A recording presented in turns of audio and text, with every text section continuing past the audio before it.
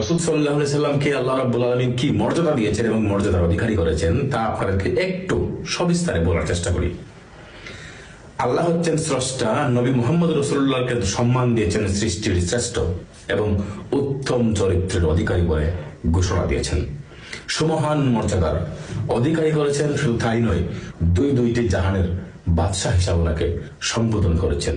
সর্বশেষ আল্লাহ রাব্বুল আলামিন নবী মুহাম্মদ রাসূলুল্লাহ সাল্লাল্লাহু আলাইহি সাল্লামকে আল্লাহর বন্ধু বলে সম্বোধন করেছেন, যে কারণে মেরাজের রাত্রিতে নবী মুহাম্মদ রাসূলুল্লাহ সাল্লাল্লাহু আলাইহি সাল্লামকে মেরাজে নিয়ে একটি রাত্রের সামান্য সময়কে স্তব্ধ করে দিয়ে দীর্ঘ 27 বৎসর নবীর মেরাজটা কন্টিনিউ করেছিলেন মহান রব্বুল আলামিন। উনি সবকিছুই পারেন, উনি সবকিছু কুন ফায়াকুন বললেই হয়ে যায়।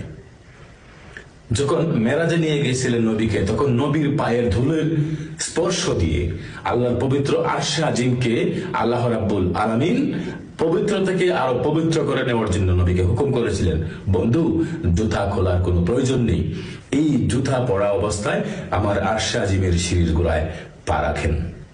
তাহলে নবীর মর্যাদা আপনি আমি দেওয়ার আগেই মহান রাব্বুল আলামিন নবীকে মর্যাদা দিয়েছেন। আমরা যদি মানতে পারি তাহলে আমরা মুমিন, আর না যদি মানতে পারি তাহলে আমরা গুমরাহিতে থাকবো, জাহেল হয়ে থাকবো। আল্লাহকে মানলে, নবীকে মানলে আমরা মুসলমান হব, আর নবীর সম্মান যথার্থ সম্মান মানলেই আমরা পরিপূর্ণ মুমিন হতে পারবো। যাই হোক, নবী মুহাম্মদ রাসূলুল্লাহ সাল্লাল্লাহু আলাইহি ওয়াসাল্লামের সম্মানকে বোঝানোর জন্য আপনাদেরকে মেরাজের রাত্রে সেই ঘটনাটি উল্লেখ করেছি।